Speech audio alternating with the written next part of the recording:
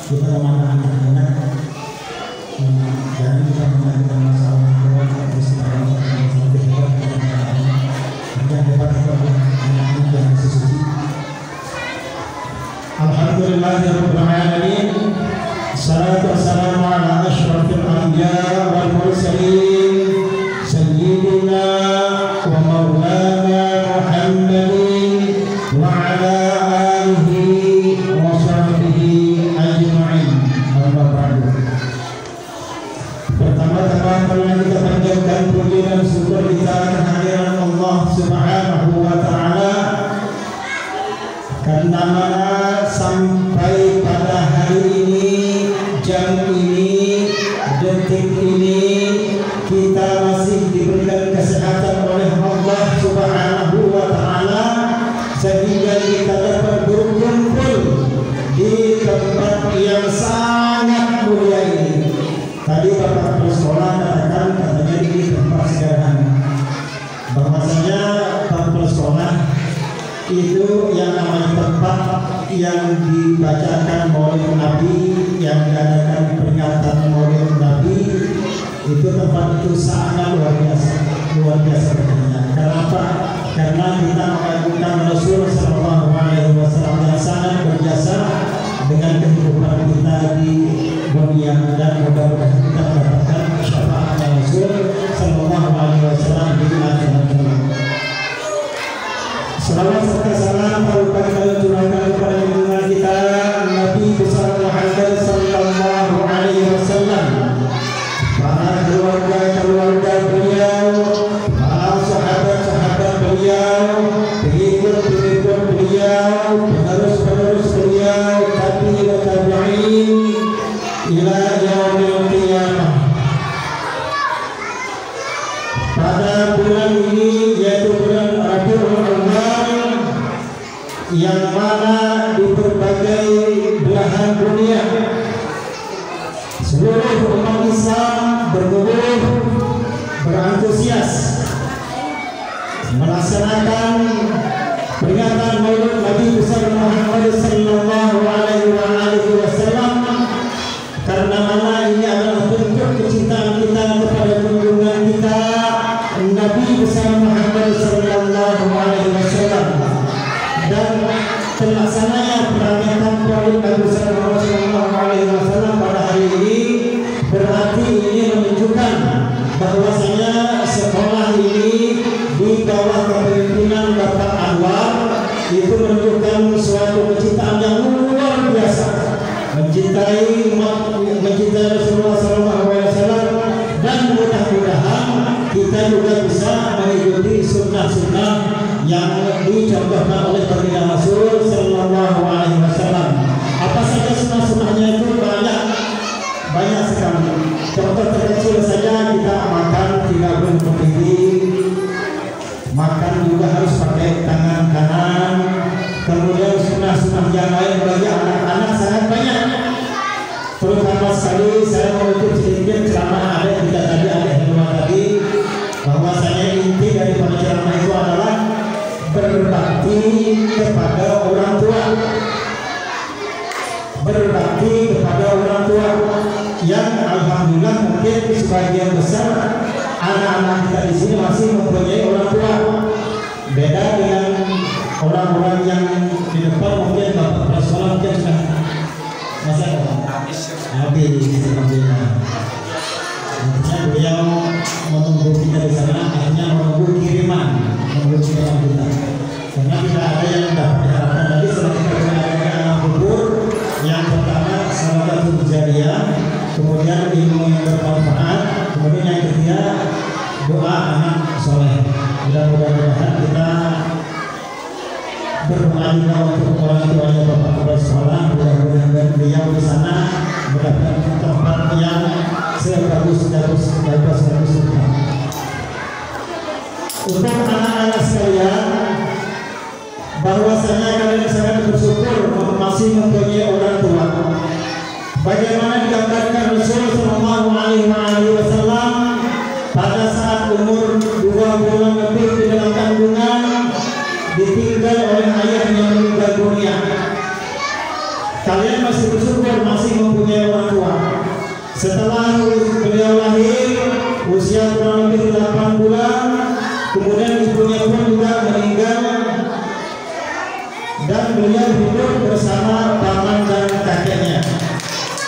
Beliau, kalian yang ada di tempat ini, yang ada di sekolah ini, kalian tidak tahu bagaimana susah payahnya orang tua kalian mencarikan nafkah untuk menyekolahkan kalian, mencarikan fasilitas-fasilitas yang sehingga kalian untuk menuntut ilmu seperti ini, untuk dapat kemudahan-kemudahan, untuk menciptakan kalian ini untuk anak-anak yang cerdas, anak-anak generasi penerus yang bisa menjadi penerus bangsa dan bisa bermanfaat untuk negara dan bisa membanggakan orang tua kalian. Bapak punya cerita, ada seorang anak yang mempunyai orang tua, yang mana orang tua ini hidup di bawah garis kemiskinan. Orang tua ini, si bapak ini karena sudah sangat susahnya mencari pekerjaan, mau bilang mohon maaf karena ini cerita, mudah-mudahan ini bisa menjadi bahan motivasi. Yang mana si bapak anak ini, beliau saking susahnya pekerjaan, beliau beralih profesi sebagai pencuri. Bahkan beliau mengambil apa namanya yang bisa dijadikan uang walaupun itu bukan hak beliau sendiri. Bahkan ibunya bekerja sampai menjual diri. Untuk apa? Untuk supaya anaknya bisa bersekolah, supaya anak-anaknya bisa menjadi orang yang tumbuh cerdas dengan ilmu yang dimiliki.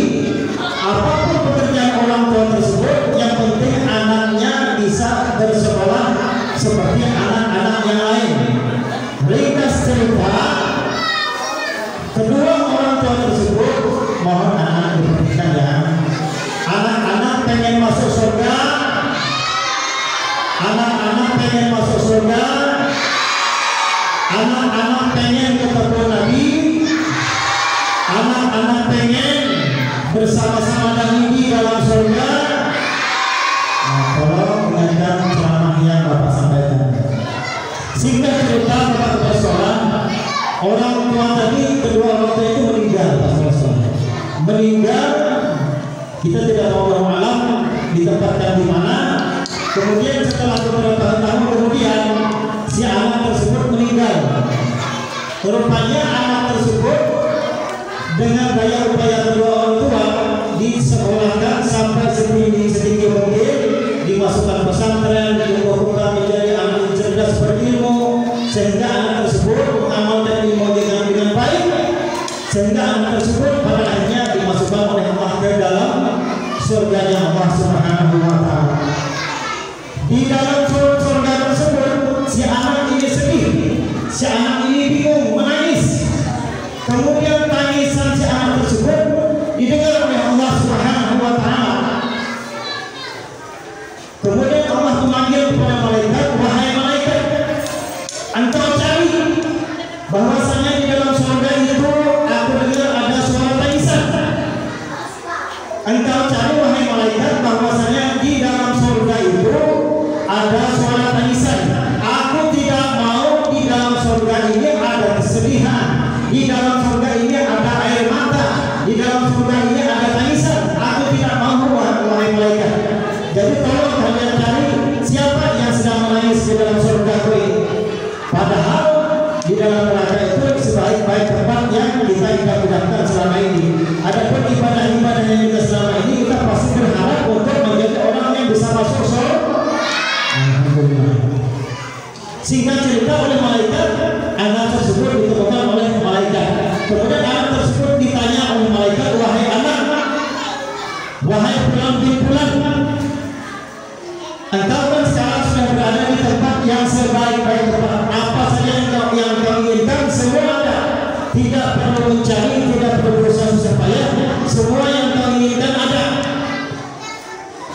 Ketahuilah wahai malaikat, kata anak tersebut, bahwasanya saya berada di tempat ini bukan ini yang saya harapkan, bukan tempat-tempat yang indah seperti yang saya harapkan. Tapi sejak tadi saya keliling-keliling, saya memutar-mutar mencari kedua orang tua saya tidak menemukan kedua orang tua saya. Saya sedih ya, saya rindu kepada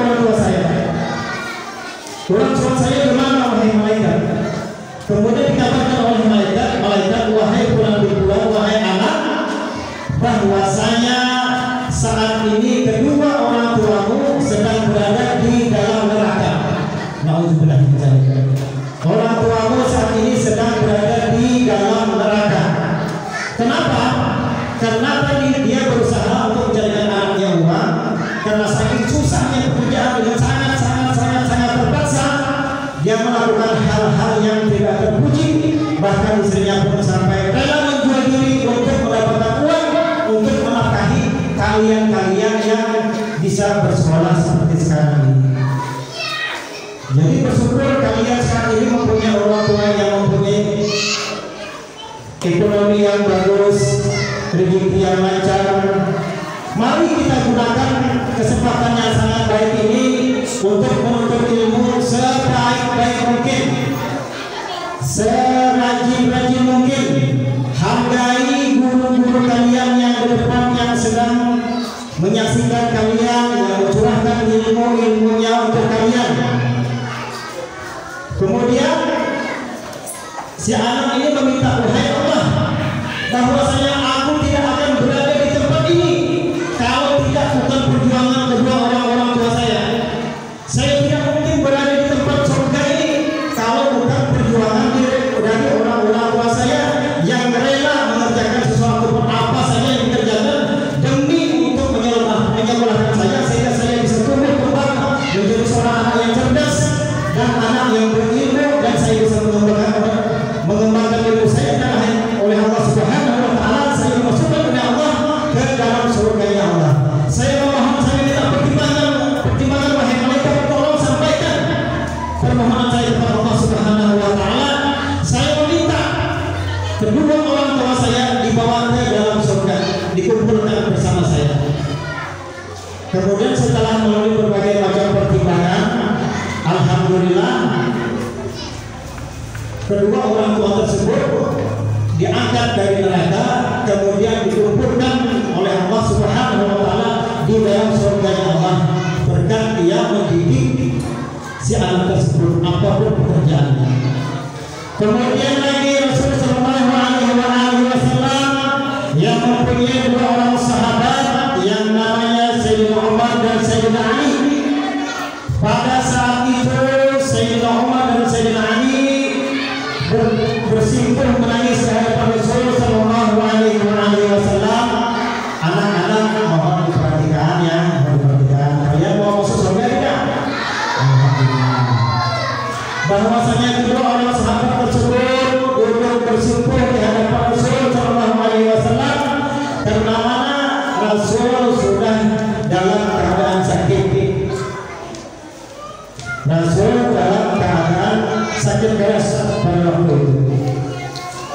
Nah tadi anak Ewa juga menyampaikan lagu, kemudian saya juga pengen bikin lagu. Bila Ibrahim datang memanggil sekujur tubuh dan keinginan, bila Ibrahim datang memanggil seluruh tubuh dan keinginan, sekujur badan dari menggigil seluruh tubuh dan keinginan. Begitulah proses yang apa yang dilakukan oleh Nabi Ibrahim saat ingin mencabut rohnya Rasul Sallallahu Alaihi Wasallam.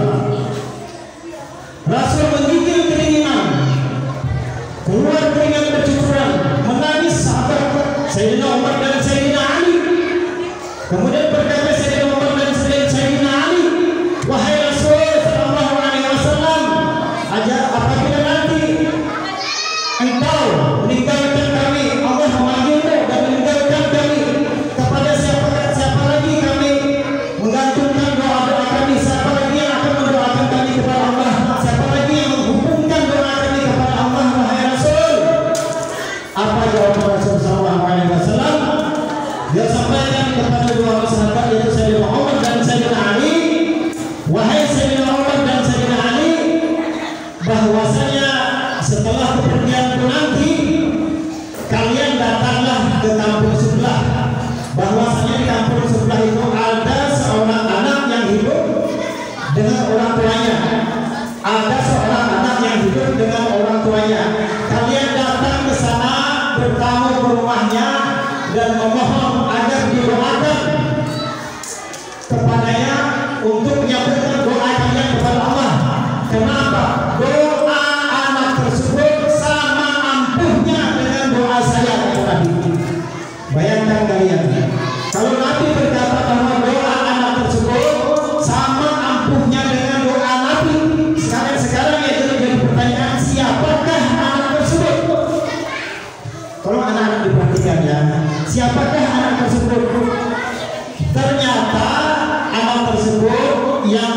bernama Uwais Al-Qarni. Ingat anak-anaknya, siapa namanya?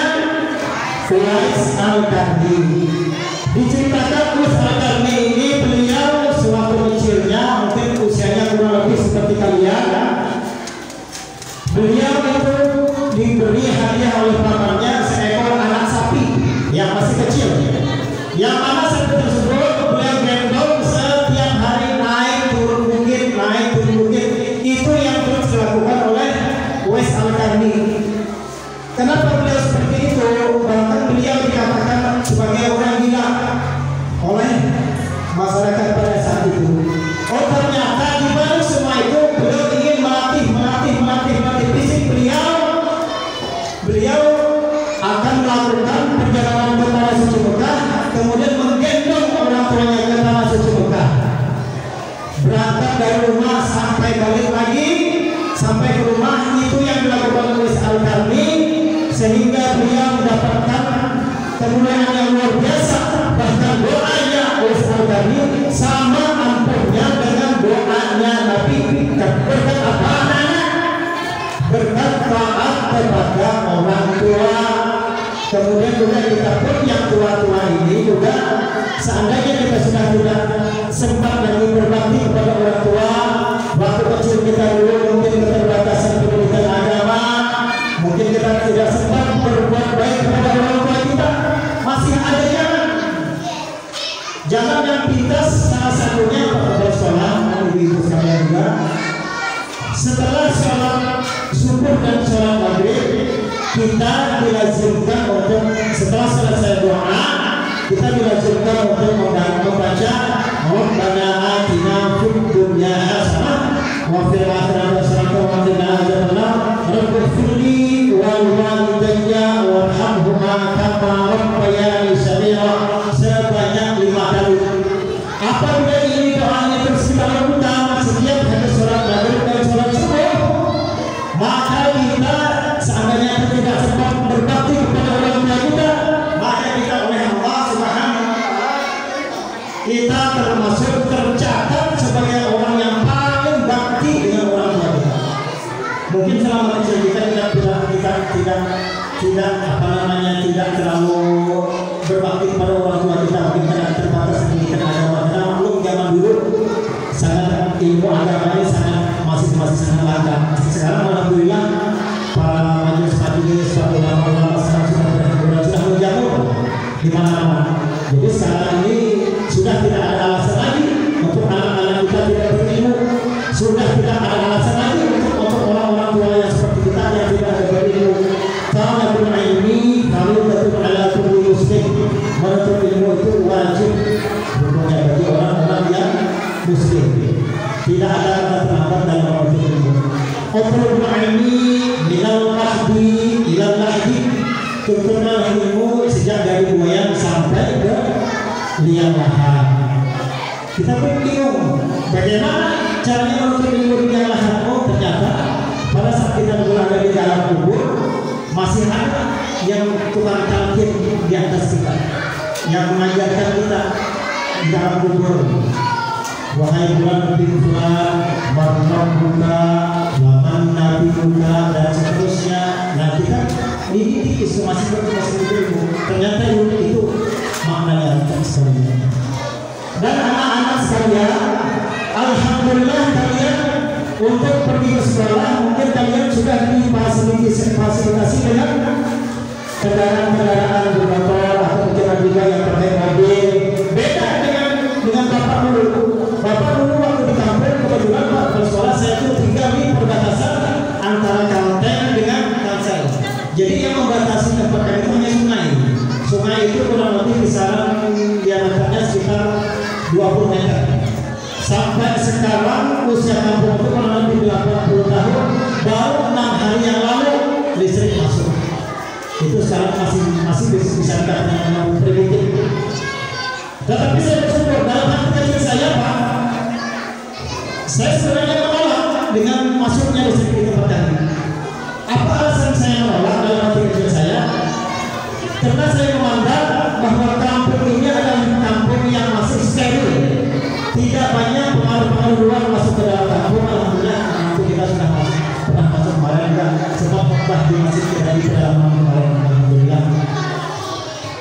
Jadi yang kita khawatirkan setelah masuknya teknologi canggih, bahkan sekarang untuk sinyal saja sangat susah.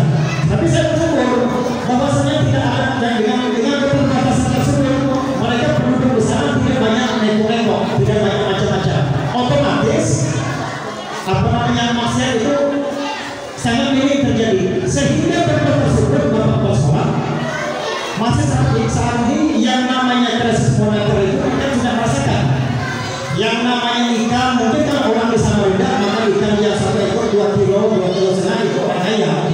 Mungkin makan udang yang seperti mungkin sangat kurang dan berlebihan penyampaian. Makan menggunakan beras mayas itu orang-orang yang kaya mungkin di sini. Tapi tidak dengan di kampung penduduk saya, mereka makan ikan-ikan yang besar, beras mayas yang harum, yang mana kita masak di sini. Dua tetangga kita dalam kita mencium bau aromanya, masih ada yang segar yang bau harum itu. Nah itu yang sekarang di tempat kampung penduduk saya. Yang saya khawatir takutnya dengan masuknya teknologi yang seperti sekarang ini, takutnya kampung itu nanti akan terkontaminasi dengan pengaruh luar, sehingga tempat itu diangkat diberkahannya oleh Allah Subhanahu Wa Taala. Itu yang saya khawatirkan. Tapi namanya sudah berjalannya waktu, memang itu sudah jadi program pemerintah yang alhamdulillah kita terima saja, kita bersyukur. Wa syakartum la'azidannakum wa la takfurun inna 'adabi lasyadid. Dan untuk anak-anak sekalian sudah sampai, sudah hafal. Alhamdulillah. Ada berapa orang Pak Masalah? Ada berapa orang? Ya? 250 subhanallah. Ini suatu keberkahan yang luar biasa. Bahwasanya di tempat terpencil ini, di Gunung Cermin ini, yang mana dulu mungkin Pak Rudin mungkin kenal sama kita orang tua dia. Kita dulu tempat kita bermain Pak. Di Gunung Cermin kita cepat bermain, cari kuasa mungkin sekarang mungkin sudah sekarang ini tempat dulu tempat kita bermain. Tempat kita banyak pohon seri tidak di sini. Karena kita kebetulan rumah dulu kita tinggal di dekat gereja. Persis di dekat gereja itu ada rumah. Maka itu persis itu tempat kita dulu sampai kurang lebih 16 tahun. Dan untuk anak-anak sekalian, halo, mohon diperhatikan sedikit, halo anak-anak. Dan untuk anak-anak sekalian, bahwasanya intisari daripada pertemuan kita hari ini, bagaimana kita mentauladahi akhlak Rasul Sallallahu Alaihi Wasallam dan mengikuti sebagian kecil saja, tidak bisa semuanya, sebagian kecil saja sunnah-sunnah yang dicontohkan oleh Rasul Sallallahu Alaihi Wasallam. Antara lain apa? Misalkan makan tidak boleh berdiri, kemudian makan tidak boleh pakai tangan kanan, kemudian taat patuh kepada orang tua.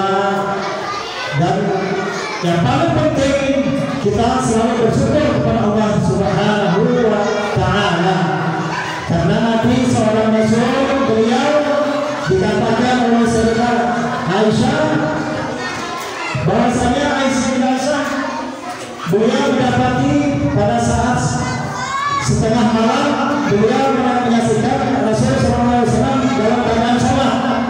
Rasul Sallallahu Alaihi Wasallam dalam keadaan sholat. Kemudian Sayyidah Aisyah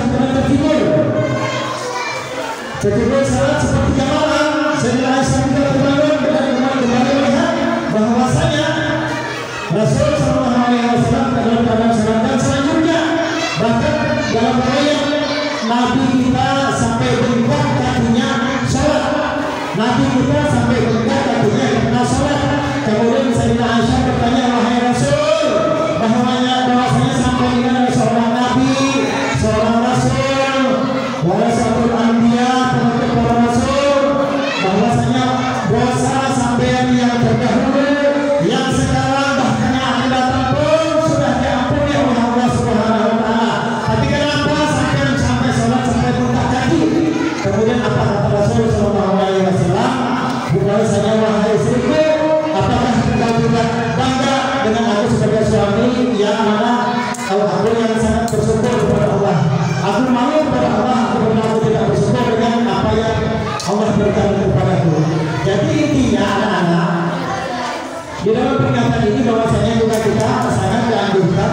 untuk mendidik kita untuk menjadi orang yang hebat adalah anak-anak yang suka membaca Al-Quran. Dan yang paling terpenting bahwasanya kita mudah-mudahan apa-apa kalian juga bisa menjaga sholat ya, mudah-mudahan kalian bisa menjaga sholat. Pengen maju pelajaran, kalian pengen maju apa namanya pendidikan kalian, apa namanya nilai-nilai kalian, ini kegiatan kalian dengan sholat. Diceritakan dalam satu riwayat bahwasanya anak-anak diperhatikan, bahwasanya ada seorang anak-anak perlu diperhatikan ya, anak-anak perlu diperhatikan bahwasanya pas sholat ada seorang anak yang kurang lebih usianya pada waktu itu sekitar kurang lebih 8 tahun. Anak tersebut usianya kurang lebih 8 tahun, 7 sampai 8 tahun. Yang mana anak tersebut dengan didikan orang tuanya, dengan didikan agama yang bagus, sehingga anak ini menjadi tumbuh sebagai anak yang cerdas, anak yang berilmu. Pada saat usia antara 7 sampai 8 tahun, anak ini mendatangi orang tuanya, wahai ayahku, bahwasanya aku ini sebagai anakmu, bahwasanya aku ini banyak mempunyai hutang denganmu, yang bagaimana engkau telah mencarikan nafkah untuk membesarkanku, untuk membiayai pendidikanku, untuk biaya sekolahku dan lain sebagainya. Aku ini sangat berhutang kepada ayah. Apa yang bisa menebus hutangku? Tolong wahai ayahku, beri aku ilmu, beri aku apa namanya cara untuk bisa untuk melunasi hutangku kepada ayah. Apa yang disampaikan oleh ayah tersebut? Wahai anakku, memang secara garis besar bahwasanya engkau memang banyak mempunyai hutang terhadap aku, tapi ketahuilah wahai anakku, ayah mempunyai cara untuk supaya hutang-hutang kalian bisa lunas kepada ayah. Apakah itu wahai ayah? Begini caranya wahai anakku. Apabila datang waktu subuh, engkau salat tanpa ayah perintahkan. Datang waktu zuhur, engkau salat tanpa ayah perintahkan. Datang waktu asar, engkau salat tanpa ayah perintahkan, dan selanjutnya engkau kerjakan tanpa ayah perintahkan, engkau menjaga dengan tulus ikhlas. Maka mulai detik itu ayah sampaikan bahwa mulai detik itu bahwasanya lunas semua hutang-hutang yang engkau rasakan berhutang kepada ayah, karena engkau melaksanakan sholat tanpa ayah perintah. Inilah orang-orang tua kita yang senantiasa menginginkan supaya kita menjadi orang-orang yang baik. Apapun pekerjaan orang tuanya, entah itu rampok, pemaling, penjual harga diri, bahkan apa namanya koruptor, tapi mereka dalam hati, ya Allah, aku tidak ingin anak-anakku seperti aku. Mudah-mudahan apa yang aku sampaikan kepada anakku ini, aku hadiahkan kepada anak-anakku ini dengan berbagai macam fasilitas dan biaya untuk mendidik anakku, dengan harapan mudah-mudahan anak-anakku tidak menjadi seperti aku. Inilah yang ada di dalam pikiran-pikiran orang tua kita. Tapi bagaimana dengan kita anak-anak kita sekarang? Bahwasanya anak-anak kita sekarang yang paling sangat kita perhatikan adalah yang sudah terkontaminasi dengan permainan-permainan canggih. Ini yang sangat kita perhatikan. Ini yang sangat kita berpikir keras bagaimana caranya untuk menghilangkan pengaruh-pengaruh itu sedikit demi sedikit. Karena ini program orang-orang di luar sana supaya kita umat muslim ini tidak ada tumbuh kembang sebagai orang-orang yang berilmu, supaya kita runtuh dengan sendirinya. Kalau mereka menyerang kita secara terang-terangan itu tidak mungkin, mustahil.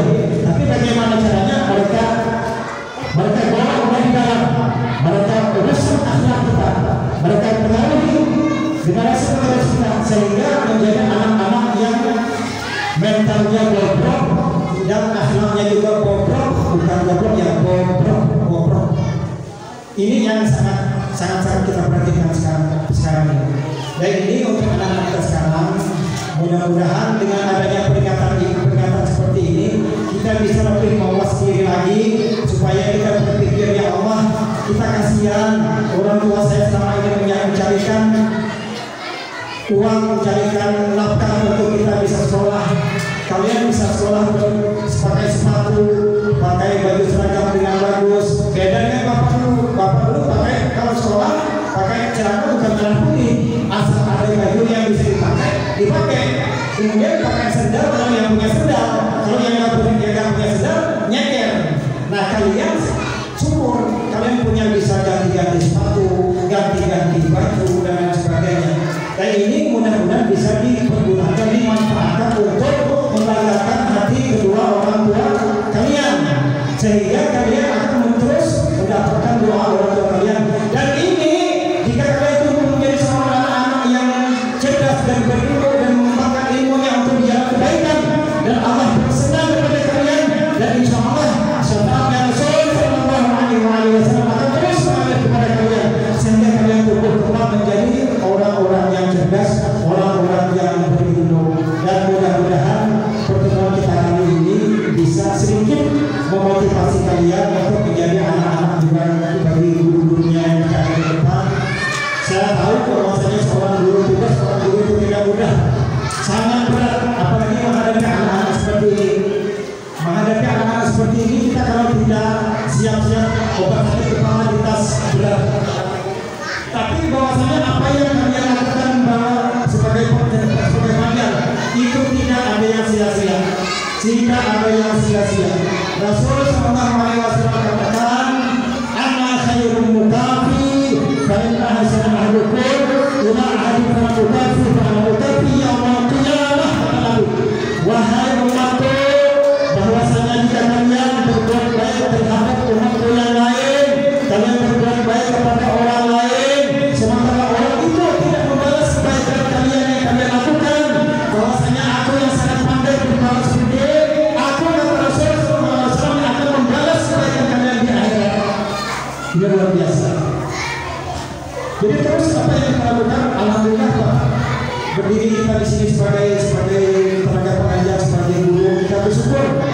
Dengan harapan kita mudah-mudahan kita bisa menyenangkan hati Rasul SAW dengan cara mencerdaskan anak-anak ini menjadi orang-orang yang betul-betul berilmu, sehingga Rasul SAW senang melihat kepada kita, senang melihat anak-anak kita, dan senyum di hadapan Allah Subhanahu wa Ta'ala.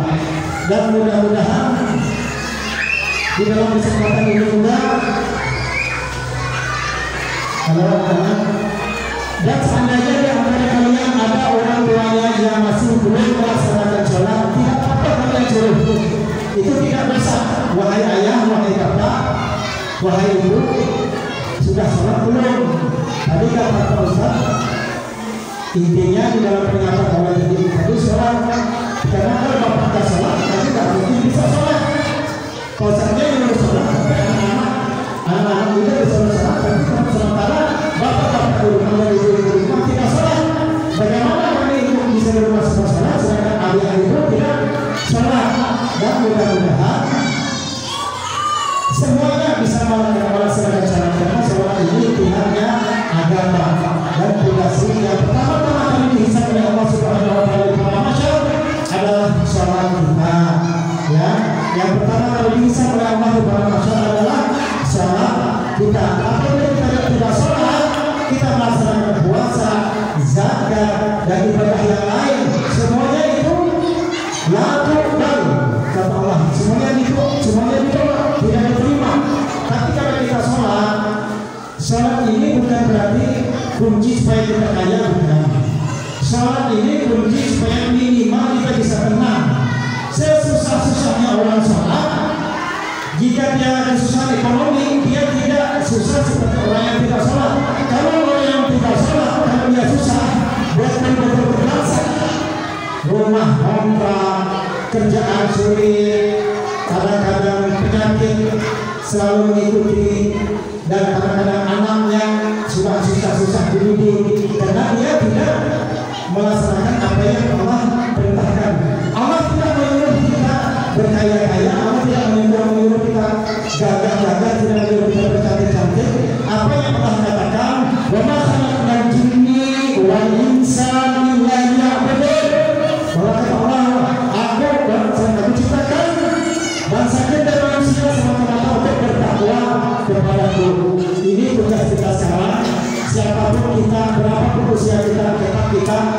bertakwa kepada Allah, karena ini perintah mutlak dari Allah. Mungkin ini saja yang dapat saya sampaikan. Mudah-mudahan ini sedikit manfaatnya, khusus untuk saya sendirikan keluarga juga. Dan saya mohon maaf, saya berdiri di sini di hadapan Bapak Haidil, Bapak Satria, yang luar biasa, dan mudah-mudahan kita doakan sekolah ini akan terus melahirkan generasi penerus penari cilik, supaya ada nama yang luar biasa, ada cahaya di tempat ini, dipandang oleh orang-orang luar sana. Oh, ternyata di tempat ini ada melahirkan permata-permata yang luar biasa di bawah didikan kalian. Mudah di bawah didikan para sekolah dan guru-guru yang lain. Mungkin ini saja yang dapat saya sampaikan. Mungkin saya sedikit ada pantun untuk mungkin mewakili anak-anak kepada guru-guru. Antara pusing lah. Kokok dan memberi seakan bercanda, sedang menyambut sang mentari tiba. Aku terbangun dengan lapangkan dada, melihat sawahku terbentang di sana. Aku berpesan kepada saudara-saudaraku, sing-singkan lengan bajumu, ayunkan campurmu, gemborkan tanah di desamu, majukan dan makmurkan Indonesiamu. Aku berbangga dari sang pengelola berkat bimbingan ibu dan bapak. Mungkin ini saja yang saya sampaikan. Mohon maaf. Bila terpilih hidayah